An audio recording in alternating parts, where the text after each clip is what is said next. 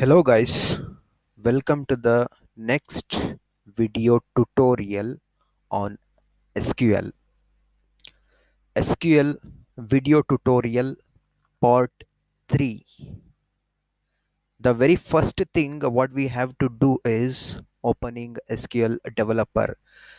In the previous video, we have seen that how we can pin to the taskbar so that we can launch it straight away from the taskbar itself.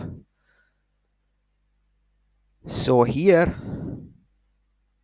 we have pinned it to the taskbar. You can just click on this application.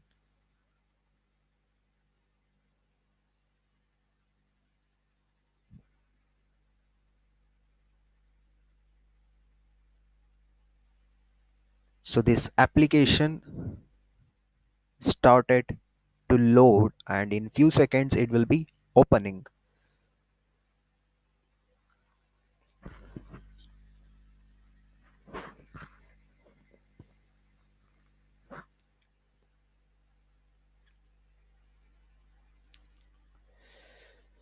The very first thing what we will get while opening SQL developer, it is the welcome page. So you can just close this welcome page, and now in the first video tutorial of SQL, we have seen that how we can create a connection, a new connection. In that video, we have created the test. So the test only I'm going to use here. So what you can do is just double click on this test. Double click on this test. That is what we have already created. Okay, double click on this test. So it is asking for the password. So what you have given while installing the Oracle database.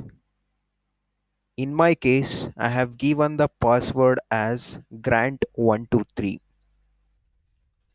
Grant123. So be careful, is not observing whether the caps lock is on or not. If you have given the character, the password in the lowercase, right, in the lowercase, if you are typing while caps lock is on, okay, you don't notice, okay, you don't notice that. If you are not noticing that, if you have on the caps lock, and then if you are actually the password is in the lowercase, so here there is no message to warn us about that. So be just careful with that, otherwise you'll be getting the error that the username and the password, it is not authorized. So you can just be aware of that. And in my case, I have given the password as grant123, and you can just hit OK button. Can just hit OK button.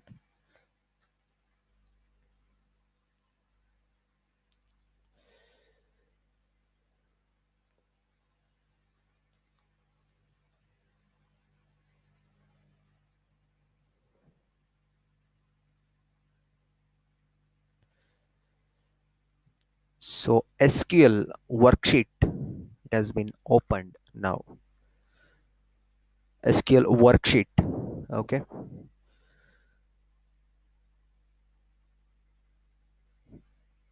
Now we can start to write the queries of SQL. The very first query what I'm writing it is, so now I'm turning on the caps lock. Okay, so as we discussed in the previous video, SQL generally it is case insensitive.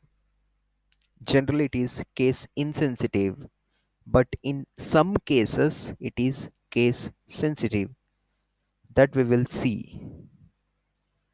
The very first query what I'm going to create is create table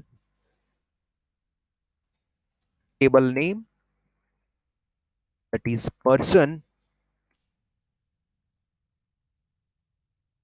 then the identifier of the column, then the keyword, and the identifier of the column, that is first name and is of type varchar 2.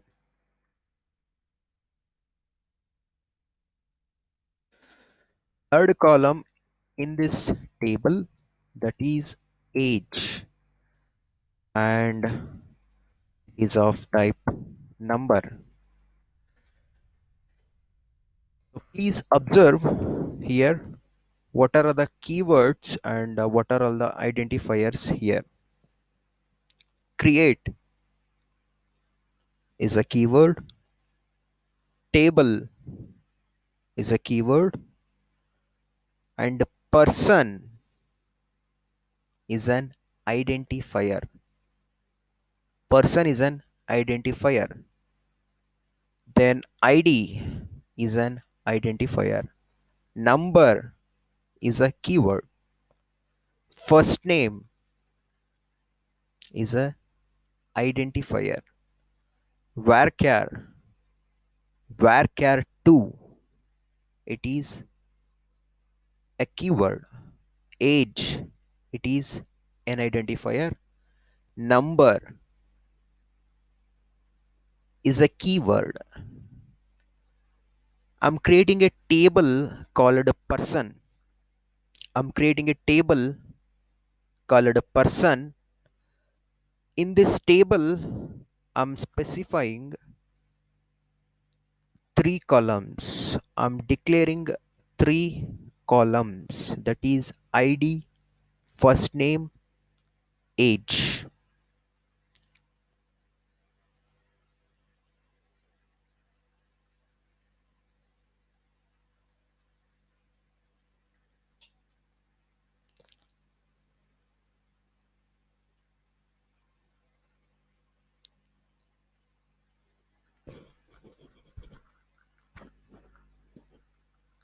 How to run this? How we can run this query? You can just go to the end of this query. You can see the pointer, the cursor is blinking at the end of this query, and then you can just press Control Enter to run this query, to run this particular line of query. Go to the end of that query and you can just press Control Enter. Now script output window will be opening it at the bottom. Script output window will be opening at the bottom, and it is showing the result of recently executed query. So the table person created, table person successfully created. The message we are getting, table person created, right? How we can know that? In the database explorer. So here in the connections window, under test node, under test database or connection,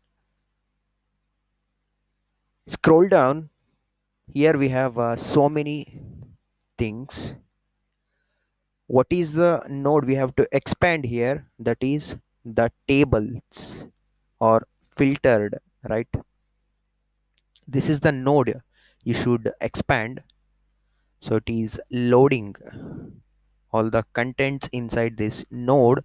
So you can scroll down, look for person table. So it is ordered in the alphabetical. It is ordered. Now you can scroll down, and you can find here the person table. Okay, the person entry that has been created. You can just expand this node to see the columns of this person table. So we have declared three columns, that is ID column, first name column, and age column. That is the three columns we have declared. In the same order we can able to see here in the database explorer. So ID, first name, and age. All right. So now what you can do is double click on this person, double click on this person entry. So here we are getting some data that is represented by this SQL developer. Okay, the manner it has been represented by the SQL developer, the table that has been represented by the SQL developer. Now choose the data, right? Here we have lots of um, tabs, little sub tabs. Okay, in the under person tab we have a lot of tabs. In the list of tabs, select data tab, select data tab. So here you can see that whether we have inserted the data to this table or not. As of now, right now, we did not inserted any data to this table. That is why we are getting the blank. Okay, so we have created or declared or specified the column names. We have created the table and we have declared the columns. That is, we have created the person table and we have declared three columns, that is ID, comma, first name, and age column. That is what it is displayed. Okay, and under this we don't have anything because we did not insert any data to this person table as of now. Okay,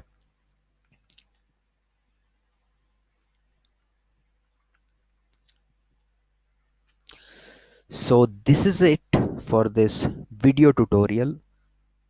I hope that we have learned to create how to create a table and how we can declare the columns. Okay,